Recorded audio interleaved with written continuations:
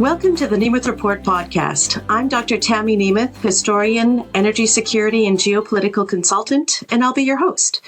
Today, I'm honored to be speaking with Dennis McConaghy about his forthcoming book, Carbon Change, Canada on the Brink of Decarbonization.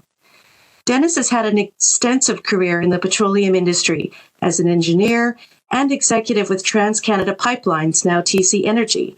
He's been directly involved in several energy projects, such as the Keystone XL pipeline, Coastal GasLink, Energy East, and others. He's the author of two other books in the past 5 years, Dysfunction, Canada After Keystone XL, and his second book, Breakdown, The Pipeline Debate and the Threat to Canada's Future. There are links to the books in the description. Thank you, Dennis, so much for joining me today. It's a pleasure. It's a pleasure for me to be with you. Thank you. You know, you have such an interesting and thoughtful perspective on these issues. And I was curious to understand what motivated you to put pen to paper once again and write this book. Well, I didn't expect that I would need to write a third book, but the evolution of how the world seemed to be headed as it was moving towards the Glasgow Climate Conference really compelled me to try to make some points related to how divorced the entire UN process had become from asking a very basic question as to whether this energy transition was affordable, and that the method of resorting to decarbonization was proportionate to the risk of climate change that actually is most likely to pertain. And that was especially the case for a country like Canada that was given an enormous hydrocarbon endowment, and yet has decided to embrace decarbonization. And without really, in my judgment, being honest as to what the cost of this to this country is going to be. And so the book was written not to say that the world doesn't need climate policy. It needs better climate policy than what the UN process has given it.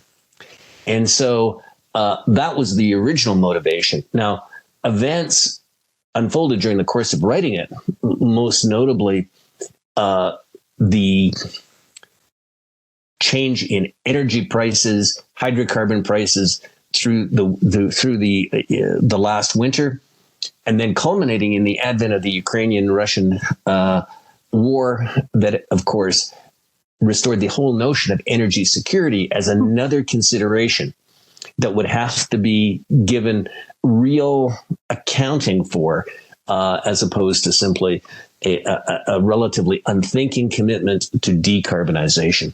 So those were the original motivations, partially national, but partially a reaction to how the world and the leadership, the political leadership and various other elites in the world had embraced a concept without basically, to my judgment at least, recognizing that the world might not be able to afford it, and it might not even be justified in any event. Those are some really interesting points, and I could see why you would feel compelled to try to suss them out and tease out some of the main things and how we can move forward from this. And I think one of the maybe where we ought to start is in some definitions, because Sure. Decarbonization is the subtitle of your work, and I think a lot of people don't understand what exactly that means, because we have certain terms being bandied about in the Canadian policy sphere. We talk about net zero. Now decarbonization is sort of coming around. We talk about energy transition. But, does the general public have an idea of what that all means and what the implications are? And so if we can maybe begin, could you define for us in the first place, decarbonization? Well, decarbonization means stop using fossil fuels, full stop. It's that simple. Now, the term that is more often used, and it still dominates the political discussion in Canada is net zero. Right. Now, net zero implies that you can keep using hydrocarbons as long as there's no emissions attached to them, which fundamentally means that you have to capture those emissions and sequester them in some fashion. And of course, one of this basic definitional point I try to address right at the outset of the book. CCS technology is very expensive. It has been only applied in very special circumstances. The notion that it is some panacea for the continued use of hydrocarbons is, to my judgment, fanciful. And so if you take a view that the practical, affordable application of carbon capture and sequestration is actually remote, then you have to ask yourself, well, if I can't use hydrocarbons, are the substitutes that I'm going to use in lieu of them, what do they cost? And what are the implications of achieving clean energy, or let's just say non-emissive energy? So, it is one thing to seriously look at the relative merits of greater reliance on nuclear for baseload electricity as a way of ensuring that we displace coal.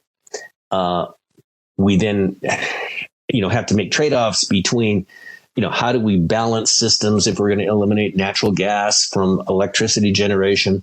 How are we going to make petrochemicals if we eliminate the use of fossil fuels to make the basic building blocks of and we're not just talking about plastic bags, but we're talking about the pervasive material applications of plastics that have materially improved human beings' lives to actually, practical, affordable forms of jet fuel, because, basic mobility is part of how the modern economy works. Or even to actually drive cars in all kinds of applications. The substitution of electric cars, fully electric cars for the internal combustion engine, still implies a trade-off, especially in terms of the massive implications of how you're going to create the additional electricity production and where you're going to get it from. My basic point is decarbonization is not using fossil fuels. And that is, in fact, the most intellectually honest way to frame this, not net zero. Because net zero implies that you have easy substitutions, or you can sequester it, or because those are the only two ways of actually doing without hydrocarbons. So right. I just sort of skip over the term net zero and try to ask people to be honest with themselves and focus on the term decarbonization, because that's what you're actually contemplating when we're going to live in a world where we can't use hydrocarbons. It seems like this is almost like a bait and switch scenario. So the government has been touting the net zero narrative for a long time. But as you point out, the reality is actually decarbonization. And I feel like, they've put together all of these different policy initiatives, the 9 different bills and so on. And then at the last second, once they have all this in place, they'll be like, oh, well, I guess, net zero doesn't really work. It's actually decarbonization. And by that point, it's too late. It's too late to stop it. So, one of the things I found interesting about your book is where you talked about the need for a conversation, and that there's been a sort of shutting off of discussion about things like adaptation, about what decarbonization actually means, the cost benefit analyses, and so on. So do you believe it's possible to have a national conversation about net zero and decarbonization, what it means, what it costs, in a way that it will reach the broader public? Because, the last election supposedly was fought to some extent on Trudeau's climate change policies. He did declare this was going to be the most important election ever in the history of Canada. I think this is why. And yet there was so little actual discussion of what all this means. Do you think it's possible we could do that? Is it too late? I do not believe it is too late. And Tammy, let me just take it one notch up. It's really been the UN process that has, this is the translation between the IPC technical reports and then the marching orders that come out of the panel and get sanctified at these various UN meetings, where various developed countries take upon themselves commitments to reduce their carbon emissions. That has been Canadian carbon policy. And in fact, we know that that is the path to getting to net zero or decarbonization by some mid-century point in time. That process has never tried to address the question on the basis of, well, what's the actual cost benefit of trying to eliminate the risk of climate change, of which climate change, is a risk to be dealt with. Now, I think it's no surprise that the classic answer to deal with this is to price it. But to price it requires a fairly complicated calculation of what are the net benefits and costs of those carbon emissions over time, applying reasonable discount rates. But the real rub is everybody's got to apply the same carbon price, which means at a minimum, the developed economies of the world would have to apply the same carbon price. And, a carbon price that would sort of reflect those net costs and benefits. Now, that number, might be on the order of $100 to $200 a ton. And if, in fact, all the developed economies, including China and India, were to apply that number on all of their emissions, then I think you'd have the beginnings of a rational international order on how to deal with this risk, because we'd all be in it more or less the same, without all the other moralizings around what was the attached history to the accumulated carbon in the atmosphere, without the exemptions, which of course create, the political resentment that some economies don't have to actually meet hard targets in the same way, inflict the same pain on themselves. Right. So to me, we need leadership in Canada, and frankly in the United States, even more importantly, that would say, we need to understand that the climate risk is not infinite. There's a scenario, there's a probability that it might be, but the expected value of this risk is not infinite. We need to try to construct a response to it that is uniform across developed economies. And in doing so, we can actually make this transition more consistent with the actual risk. So this is like asking the world to reinvent this current process. Now, let me be specific about Canada. So, Canada could be a champion of this logic. Presently, Canada is committed to a carbon tax by the end of the decade of $170 a ton, metric tons. That's a pretty serious carbon tax. I don't know any other country at the moment that is committed to a number that high or that transparently that high.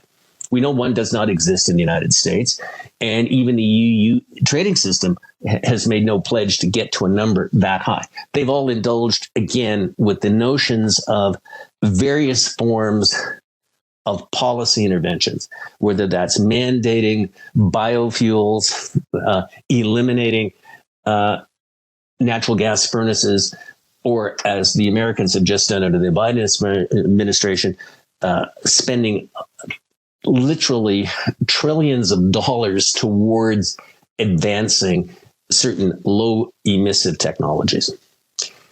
Where the conversation needs to happen is to say that Canada, if it was to simply try, as I'm sure our current environment minister, frankly, even Justin Trudeau and probably Chrystia Freeland are all committed, come hell or high water, to try to have Canada meet these emission reduction targets.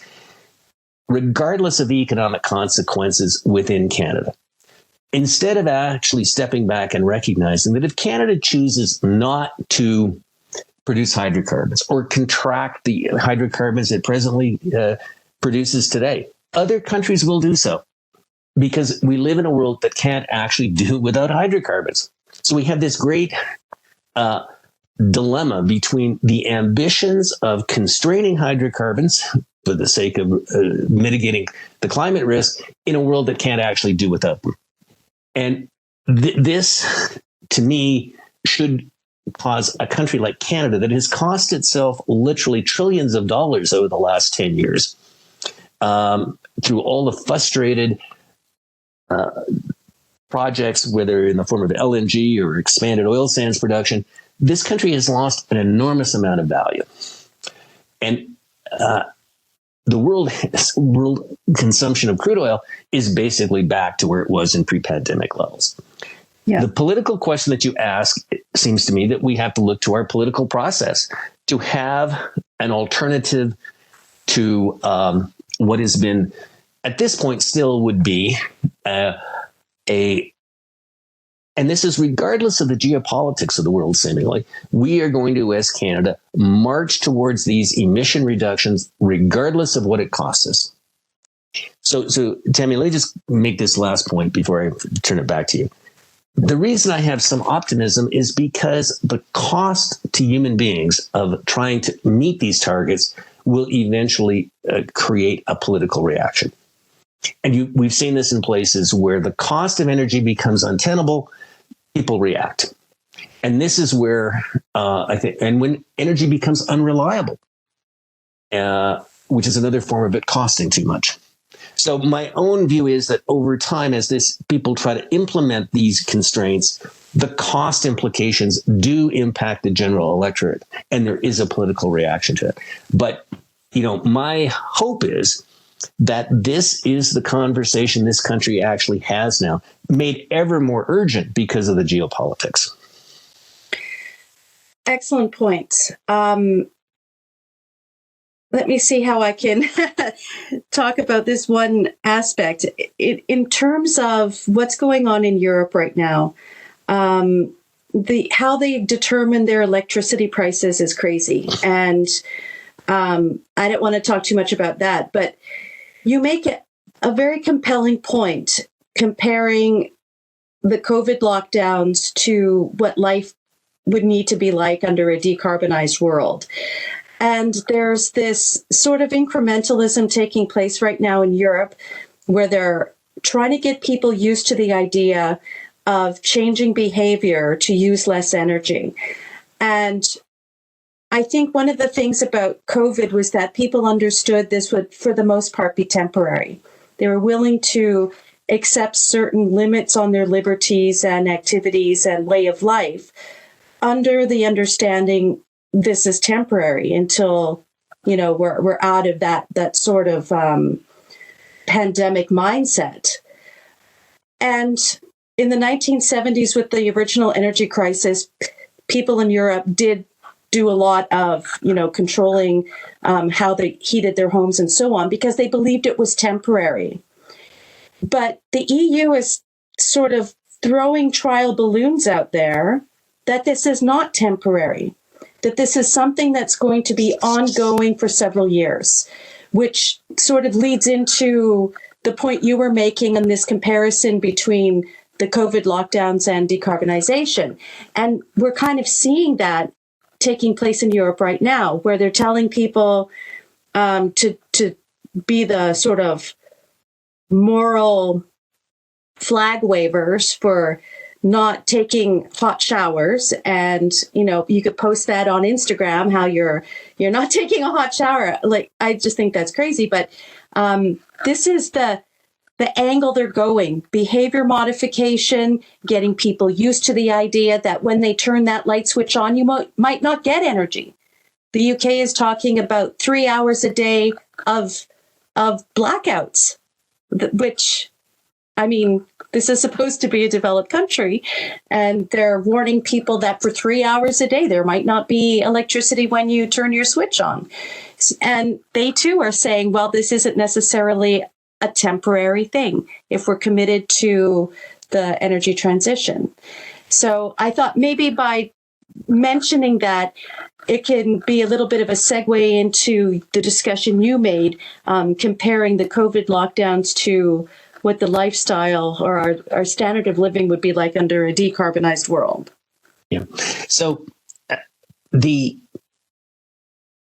when people thought they were facing a real existential threat of really not knowing in the early days of COVID, like just what people were actually dealing with, and how big the risk was and what had to be done to reduce that risk. People were across the developed world, basically were prepared to lock themselves up. And, very fortunately, a lot of the economy still was able to function online or in the outdoors. And relatively miraculously, and I say this without trying to get into a detailed debate about the efficacies of vaccines, but the advent of vaccines in the developed world basically allowed the world to come out of COVID, as well as, along with vaccines, a rising natural immunity was being built up, which has basically now allowed the developed world to live with COVID. But what we basically had at the core of that was a technical solution that allowed people to kind of have to avoid more Darwinist confrontations with the virus, of saying, and gave people time to learn what they were dealing with. The point is, the cost of the vaccines relative to the other impacts on the economy were, that was a great technical solution, and it was embraced. The distinction with climate is to actually reduce climate emissions means higher costs. And so when you talk about, parts of the United Kingdom being without electricity, I mean, this is what happens when you basically have energy systems that, have been predicated on a reliance on, energy forms that are either unreliable or the backstops become too expensive because you have chosen to eschew your own domestic hydrocarbon potential, particularly in the form of natural gas, that would have enabled, greater supply. And you can see the same story, really across much of the EU, where, the idea that you're going to shut down nuclear, the idea that you're going to eschew fracking, all of this, while at the same time you're doing this, reliance on natural gas from a geopolitically dangerous entity, just made the system incredibly unstable. At the core of this is being honest with people, which is to say, if we're going to reduce emissions, it's going to cost more. Be honest about it. Now, the question to me is, yes, I accept a carbon tax that will make it cost more, but not without some limits, not without some constraint on how high that price has to be so that it's more in sync with the actual risk of climate change if we're going to have to suck it up and actually absorb that extra cost, but not treat it as though that the cost of climate change is set at infinity. So what we saw in COVID is when people were basically forced to contract their activities, we saw the first reduction in emissions in 2020. The first discontinuity in those lines of rising global emissions. Most of those were restored in the following year. And today the issue, is how is large parts of the world going to get through this winter without how much resort to actual rationing to get through this winter, given that governments are going to do everything they can to, subsidize the actual cost of this winter. And even that just, will embellish other macroeconomic effects that, I don't need to tell anyone living in the UK what form that's taking. Mm-hmm. The point is to do this transition implies higher costs, but it will require enormous intervention in the way people are allowed to live. And in my judgment is that markets, once you've actually priced the risk of climate change into the economic decisions people are making, people will make sensible decisions, and the transition will actually unfold in a more orderly way. So, I mean, that to me is at the core of this debate.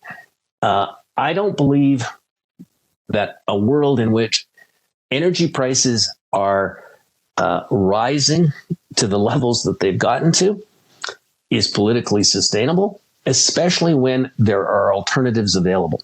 And those alternatives, require a different point of view on the place that hydrocarbons are going to have in the energy mix. So what you can't have is men like Joe Biden and Justin Trudeau being committed to the elimination of fossil fuels. I mean, you're going to have to live with some element of climate risk that is, there. You're going to have to adapt to the climate risk, probably at a lower cost than trying to eliminate the risk, because the elimination of the risk means inevitably higher costs, lower living standards for this generation of people, especially in the developed world, who have to bear that risk. Now, the question about carbon pricing and the challenge is, how do you get the G7 to start, and maybe even the G20 after that, to agree on a uniform carbon pricing system? My book basically says the world would be better off trying to make that happen than the current UN process, where you basically have a set of targets that are going to be, in my judgment, extremely difficult to achieve, because there will be a political reaction that will undo those commitments before you ever get there. With respect to your idea of a global carbon tax, and just to go back for one moment, you sounded off a lot like Bjorn Lomborg there with respect to adaptation and doing a cost-benefit analysis and adapting to the risk rather than trying to eliminate the risk. But with your idea of a global carbon tax, so who would collect it, and then what do you do with that money? Because I've heard the argument that, so you have a global carbon tax, then what? What do you do with that money? Is it then reinvested into adaptation and whatnot? And who gets that money? Well, I mean, a lot of people over time have thought about this question at whatever level you apply a carbon tax. And I have always thought that the answer to this question is that the tax should be deployed in really three buckets. The first is, there are some elements of society that cannot afford any extra cost. So there is an argument for rebating part of the carbon tax to those least able to pay for it, to afford the increase that a carbon tax inevitably creates, because that's the whole point of it. Like, costs have to be higher because you've been getting something for free and you got to pay for it. In this case, accounting for the carbon risk. But there's some people in our societies that can't afford it, and so there's some amount of it that has to be reserved for offsetting the regressive elements. Number two, another big part of it should be deployed for investments in adaptation. Whether that takes the form of, more dikes in low-lying area, more civil engineering changes in highways and others to deal with flooding, whether that adaptation takes the form of subsidizing air conditioning, whatever the form of adaptation, I think a pot of it needs to be applied there. And thirdly, and as much as possible, it should go to offset other taxes that are paid in the system. I mean, the sort of right-wing ideologue in me would have it all go to simply offset other existing taxes. I don't think that's actually realistic in the world that we actually politically live in. To make this palatable, there'll have to be some addressing of regressive impacts, some investment in adaptation, and that adaptation also has to have a component to some other parts of the world who may bear this risk of climate change more disproportionately with little resources to pay for it, which has been a recurring theme of the UN process. So, to me, we would be better served trying to agree on how we're going to set the tax, agree on how we're going to use the dollars, but each country would collect it for themselves. And in my own view, the international aspect of it would be how much would some portion of that tax would have to be diverted to dealing with those countries that are most impacted internationally with the least resources to deal with those impacts themselves. Apart from that, every country would make this decision between dealing with regressive impacts versus simply offsetting existing taxes. But the key point is all the countries of the world that are, we'll just say, just developed economies would be internalizing the same price. So this would mean, and Tammy, let me just make this one point, because I used this phrase in the book and I want to just make it here. There was this great phrase by Winston Churchill once, one of many, where he said, we can't let the ideal stand in the way of progress. That I think was, is usually really good advice. As I've come to think about climate change, I've come to the view that sometimes the ideal is the only answer.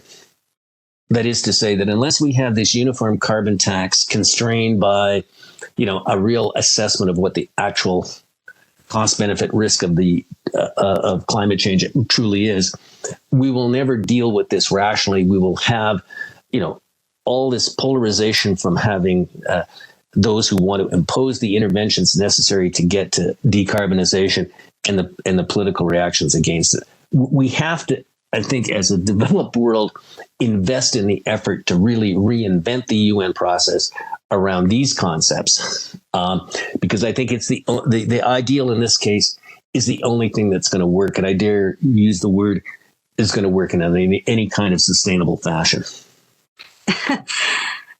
You mentioned the UN process, and so I'd like to just go back a little bit because you talk about. I like the way you've organized your book, where you establish the context, the climate and energy context, how these things are negotiated and whatnot. And I'm wondering if you can just take a moment to walk us through a little bit of the problems with the current UN process with the UN Framework Convention on Climate Change and the Intergovernmental Panel on Climate Change.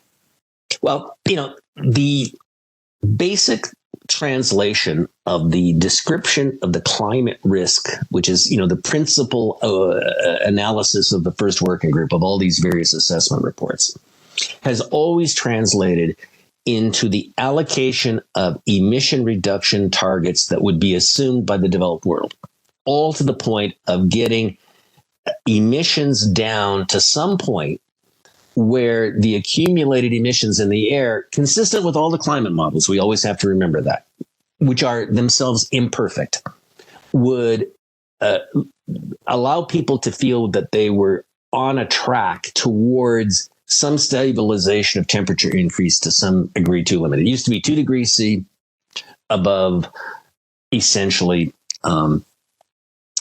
pre-industrial levels. Now it's down to 1.5. Yeah. So we all know that when you set 1.5 as the target, you're basically only going to be able to achieve this stabilization or realize that target by decarbonizing. Because at some point you got to stop because you've already put too much in the air, and if these models are right, unless you stop fairly soon, being on the order of between today and 2050, you're going to overshoot, and there'll be an apocalypse because of that. Now, most people who have looked at this know that if we continue with what would be called existing policy prescriptions, which, is a hard phrase to totally understand, but without the forced commitment to decarbonization, I think is a better way to put it, the world will probably get to 3 degrees C temperature, if you believe the models. So the question is, what's the cost benefit to the world of 3 degrees C and coping with that, then trying to achieve decarbonization? That should be the central point of the UN process. And it should be, in my judgment,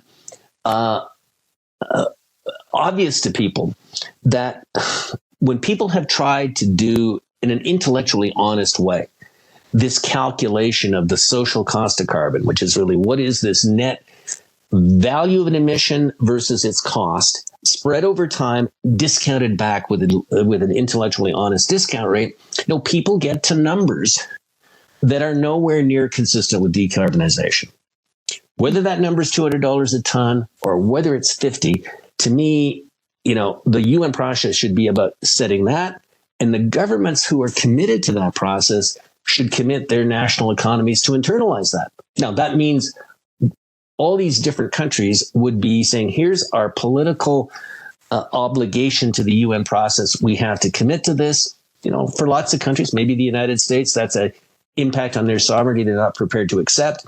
But the way we have done it so far,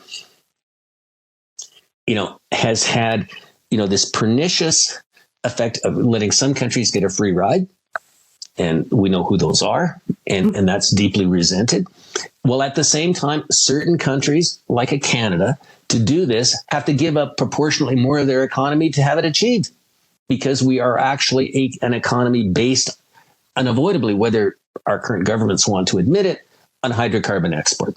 So, to me, if everybody is in at the same number, there's a kind of uniformity, there's a kind of equity, and there's a kind of rationality.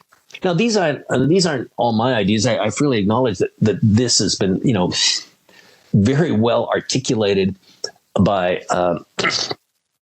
Dr. Nordhaus at Yale. It's really what the blueprint for the way the world should have taken on to do this. And there's still time to change this, especially when we are going to go through the real agonies of this upcoming winter in Western Europe.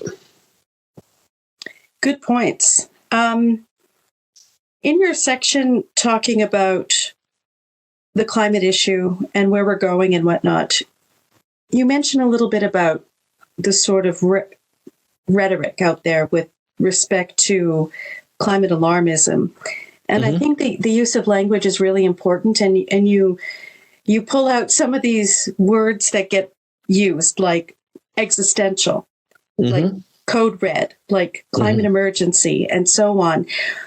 How important is the use of that language in sort of fostering, and you also talk about the delusion that seems to be motivating or at least informing a lot of the policy decisions with respect to renewables. The use of that language for the general public, is there a way to challenge the use of that rhetoric? Well, Tammy, I think the challenge comes by saying I'm going to reinvent the UN process. That is to say, I am going to address this as it's never really been addressed, as a question of economics, a question of a balance of probabilities, and a question of letting markets adapt to a set carbon price, as opposed to this allocation of emission reductions, because at some point in time, to totally eliminate this risk, we must stop using hydrocarbons, i.e. decarbonization. So 1.5 stabilization is only possible with decarbonization. So if you take that view, because if we're higher than that number, then that's equal to apocalypse, versus finding a means of the world of adapting to 3 degrees C. And that has always, the rhetoric follows the path of claiming that we are not prepared to take the tail risk. And I don't want to sound like a probability professor here, but clearly there are scenarios where the world becomes utterly unstable. All of that, which is a way of sort of saying that the temperature really gets out of hand, versus the way that it will more likely stabilize around a number that I believe the world can actually adapt to. And the labels we put on these different choices are done for political reasons, primarily, to like try to mobilize political opinion, to mobilize the media, without recognizing that these are complicated trade-offs that should be handled, in my judgment, in a much more nuanced and subtle fashion. And if, our history tells us anything, is that human capacity for adaptation is very high, as long as it's given the right price signals to do that. And, I'm one who is even willing to say the world should follow Canada and go to $170 a ton by 2030. That would be more rational than trying to assert decarbonization. So, I live, a few months of the year in California. The idea that soon you will not be allowed to have basically any natural gas appliances in your home in a state that is already suffering from brownouts seems ludicrous to me. I hear that, New Zealand is imposing on itself like no more plastic in any of its packaging, in any of its single-use forms of plastic utilization. Well, maybe they're prepared to accept that cost. I don't know.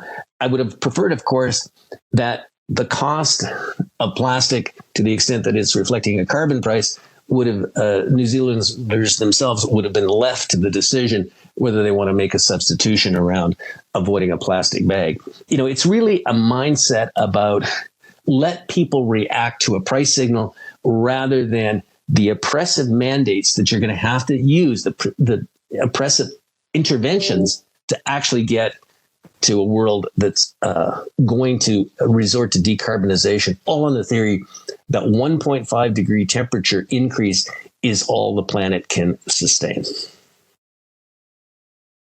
That's very well said. With respect, please let me know if I'm interpreting this wrong. Mm-hmm. But if a government were to say, you know what, Dennis, you're right. I think we have to just do the carbon tax and we're going to use all of our political capital to bring the other developed countries online. But then that would also mean that all of the existing mandates of emissions caps and all these things would go away. And yes, we wouldn't be mandating the electric vehicles and the fuel standard and all these other things. They would all go, right? Absolutely.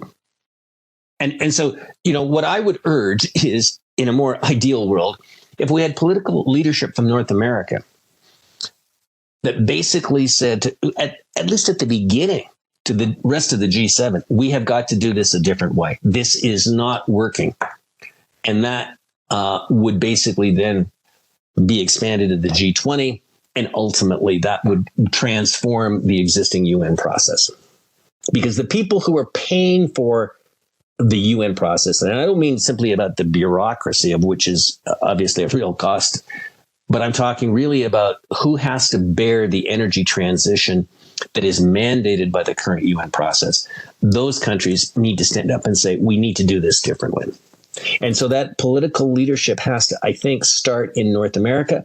And I mean, as we both know, that's a very uncertain proposition as to whether the quality of leadership, even if the political opposition in both countries were to take power, whether they're capable of seeing these issues in a way that recognizes there's a risk to be dealt with, but there's a better way of doing it than either imposing mandates or imposing or diverting huge sums of money to technology descriptions that may be enormously expensive. So I've said a lot about my skepticism about CCS. I'd apply the same skepticism to hydrogen.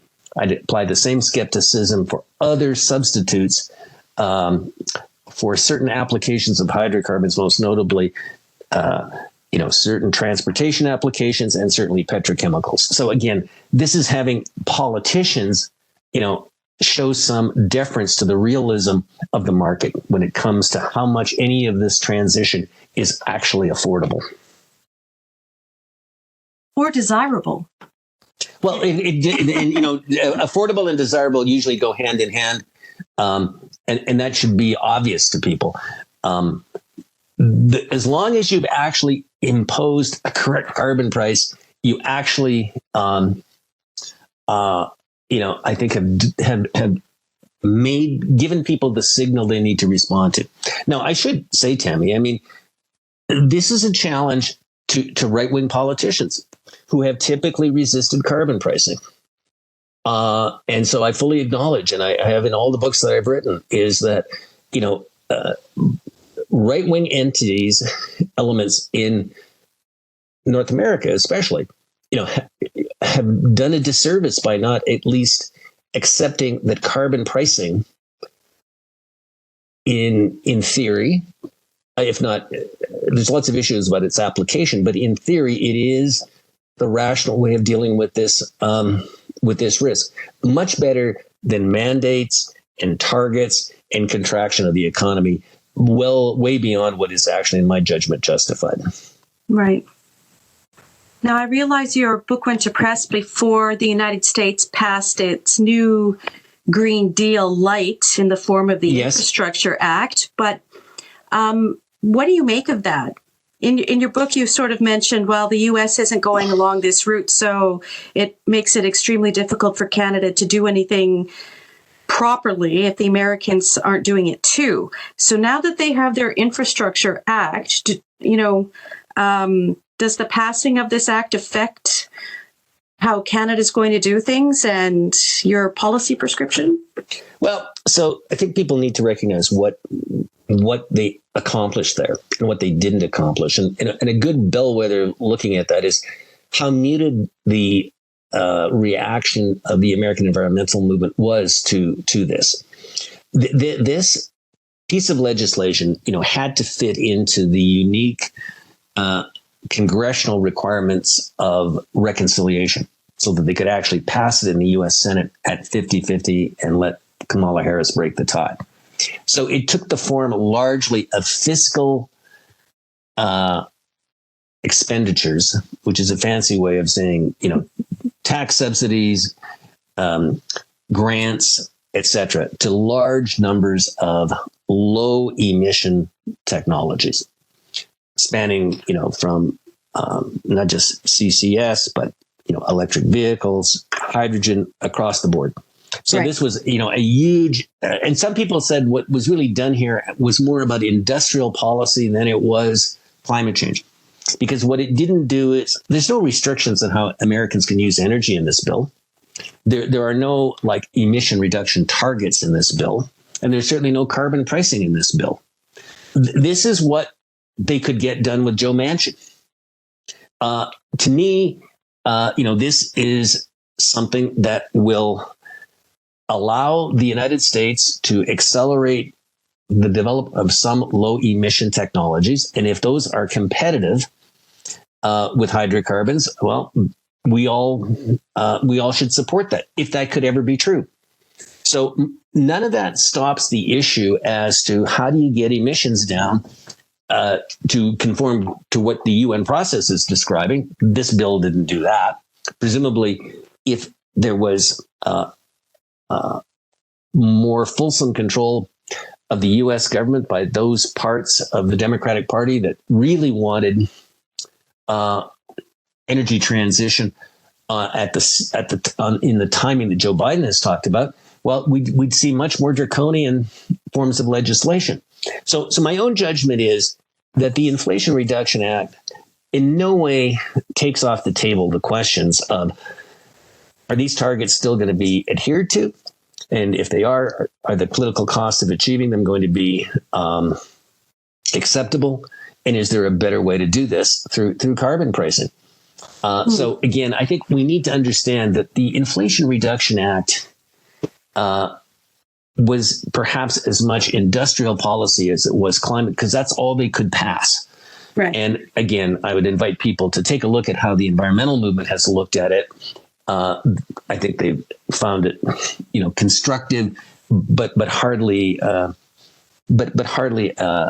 sufficient condition to get to the ambitions that they would want, which were obviously much more radical interventions in how energy would be used. And in fact, you see, states like California trying to push the envelope of those interventions, typically in terms of appliances and natural gas installations, even though they can't actually keep the electricity going in California without keeping,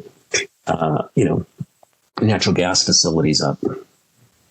Well, it was interesting to see California walk back its shutting of the nuclear power plant, Diablo Canyon, yes. Diablo Canyon, and it was funny because I was speaking with Francis Menton, and he said he'd written this piece where he had said, "Just keep pushing, push full steam ahead, and because the sooner you hit the wall, the sooner we can all see that it doesn't work."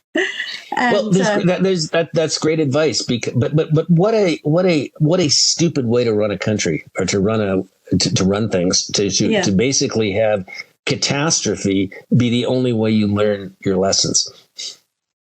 Well, even the EU, I mean, the Russian situation is a bit of a catastrophe, and I don't think they learned their lesson to the extent that they should. And Canada certainly doesn't seem to be learning a lesson from it either.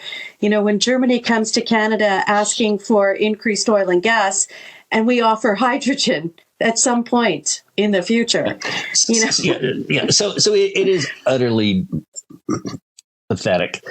But at the heart of it is this, and I'm speaking here as a Canadian. The current Canadian government knows that if it had said to Mr. Stolz that we are going to commit ourselves to rapid expansion of our LNG capacity, even if it takes the next 3 to 4 years to fully have it manifest itself in the international LNG market. That is to say, we would reduce some of the existing regulatory constraints on the completion of Coastal GasLink and the Shell LNG Canada facility, which would be Canada's first world-class LNG facility. Canada would commit itself to a doubling of that project within the next 3 years, and the development of a parallel pipeline to take Western Canadian gas to Prince Rupert as opposed to Kitimat, and have another world scale. So, Canada could do its part that way. The mere fact that Canada was doing that as a commitment, and I mean, that is the logical way of Canada supporting the world LNG market, is by using its West Coast, sending that LNG to Asia, letting, by displacement, basically more LNG become available for Western Europe. Right. Rather than trying to suggest that, at some point in time, the manufacture of hydrogen electrolytically in Quebec and somehow transported to Germany is any part of their energy solution. Because we know at the core of it, for Trudeau to have actually done something constructive for Germany would have meant that our whole climate ambitions would be out the window. He'd have had to look at Gibault in the eye and say, well, I guess sometimes in life, some things are more important than climate targets. They're not ready to go there yet. It's really that simple. And it is, in fact, the same dilemma that parts of the EU process faces. Because for them to become more energy secure, which really means displacing Russian hydrocarbons, they're going to have to accept that we couldn't really substitute away from those hydrocarbons in the short run. I mean, maybe we never can. So we have to find it from other parts of the world that we can actually trust. And of course, logically, that would take you towards North America, where, again, if the political leadership in both Canada and the United States accepted that role for these countries, that we actually can provide more energy security and a more ordered world, this should have been a win-win, especially for a country like Canada, who's, doesn't have the same robustness and diversity as the American economy has.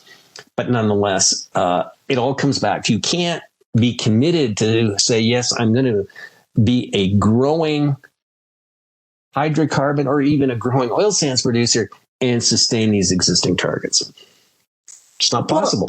Well, right. And which is why it was perplexing. And I'm trying to figure out, what is the ultimate motivation for the United States to be saying, sorry, we can't increase production, but we're going to ask OPEC to do it.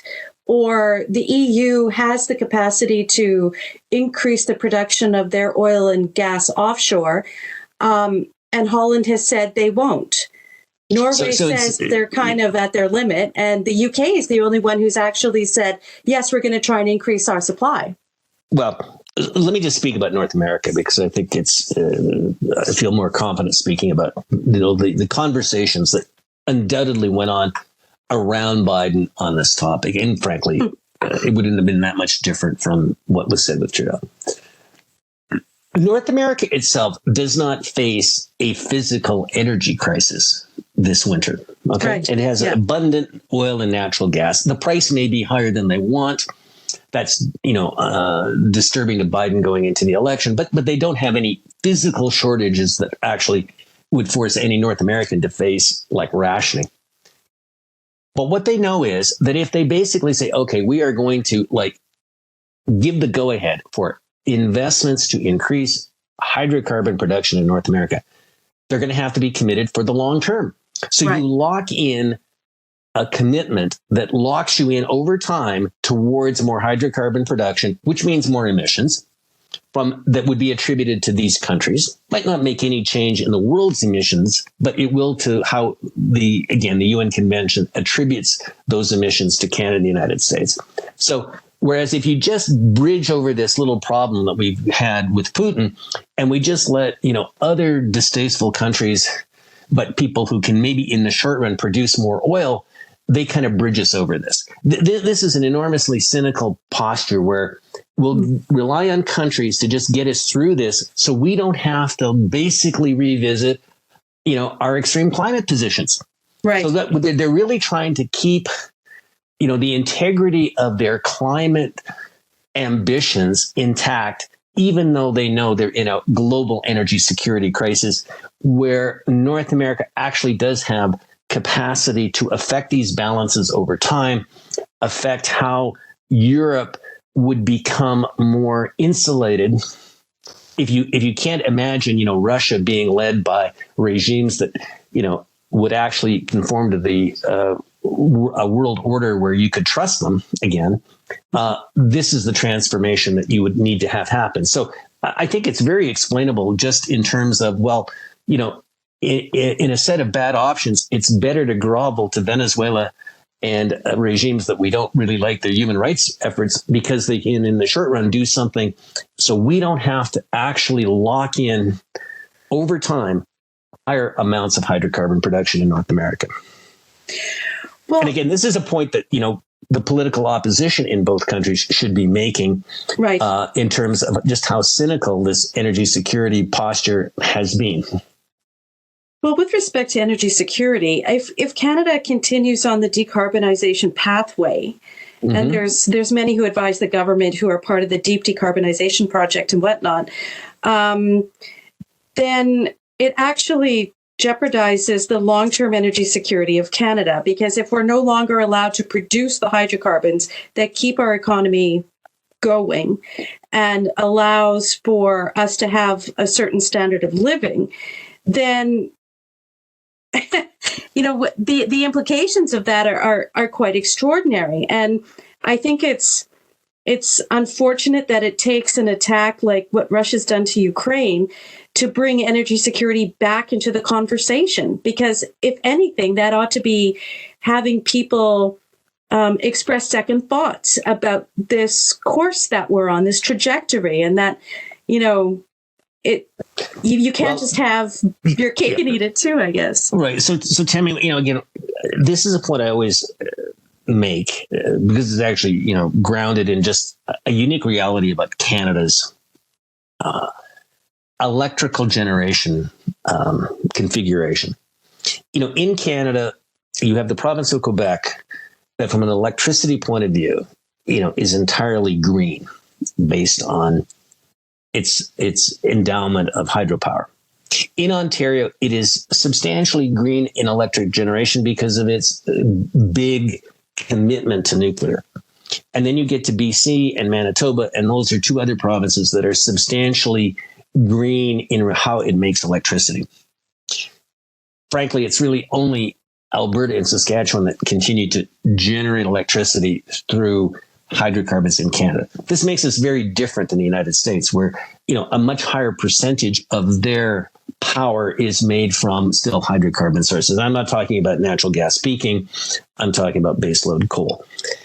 I make that point because, so what it means really is we produce hydrocarbons in Canada not to make electricity substantially at a national level. We make so much more than we can use for our own, domestic, gasoline and jet fuel uses that we're an exporter. So you're basically going to, if you're going to decarbonize, is rip that major export contributor to your economy. You're just going to end it. Right. And begging the question, how are you going to replace it? Like, what is Alberta going to do when there's no oil and gas activity in this province? What becomes its future based on, presumably at that point, whatever electricity would be generated in Alberta would be either from intermittent renewables and perhaps some baseload nuclear.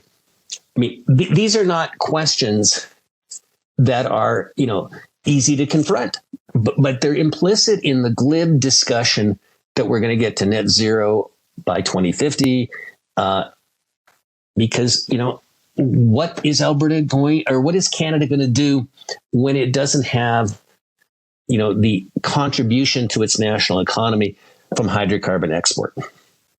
And not just hydrocarbon, but also the agriculture, right? Because if take away, they want to do the nitrogen emissions and they want to do the reduced emissions from fertilizer. And then if you stop... Which will inevitably mean less agricultural output.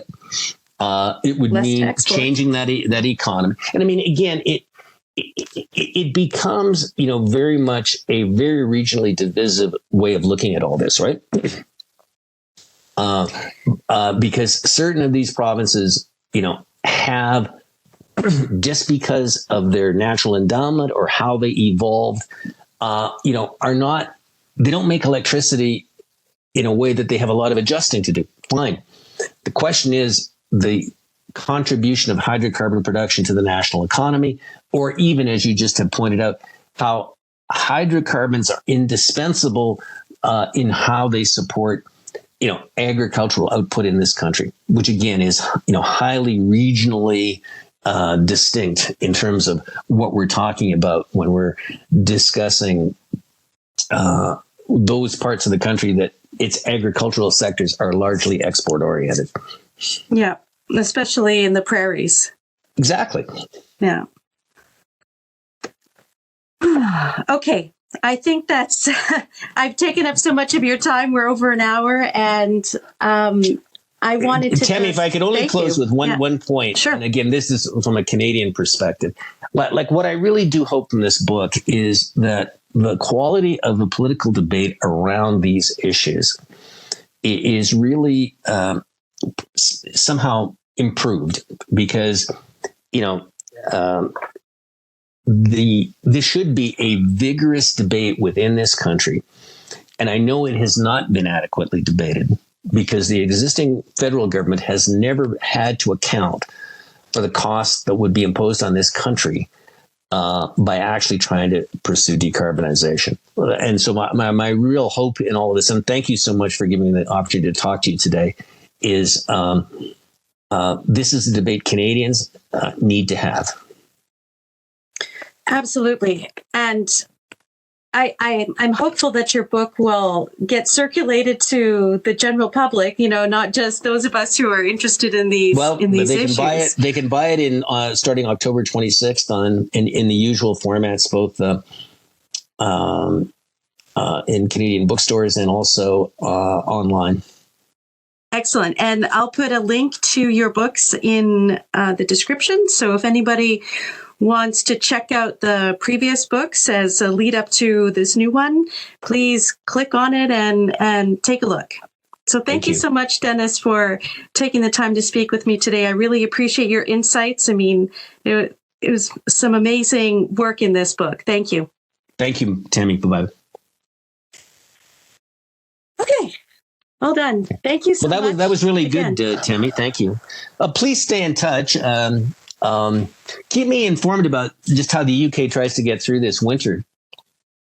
I know. We've got 2 generators at our house. Just, being from the prairies, we're kind of always a little prepared. The one thing the UK actually is going for it is, if it wanted to, it could, I think, relatively quickly restore its natural gas infrastructure and really insulate itself as it should have done over time. But that's a big choice, I guess, for people in the UK to make about enabling more natural gas production. True. They had reversed a decision back in March, I think it was, of a Shell project offshore. And so they're allowing it to go forward. And in August, Greenpeace filed a lawsuit to stop it.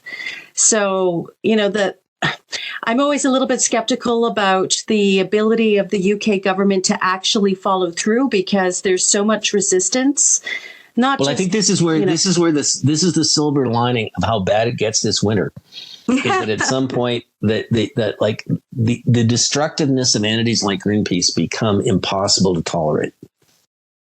Yeah, I mean, Extinction Rebellion is crazy here. They've been shutting down London for, the past several days, and it's been ongoing since, what was it, Climate Week at the UN or whatever, where they're gluing themselves to the roads and Parliament, and there's a new offshoot where they're dumping milk all over everywhere and stuff, which is, but it's making people angry.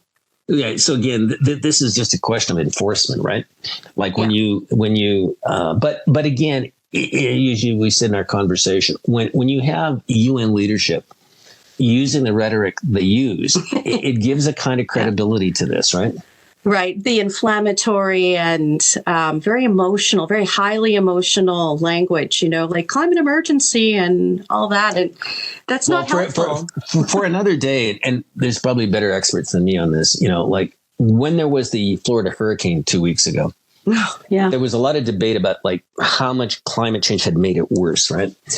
So this whole area of attribution science gets to be very murky because it's at the core of a lot of how certain governments, want to invoke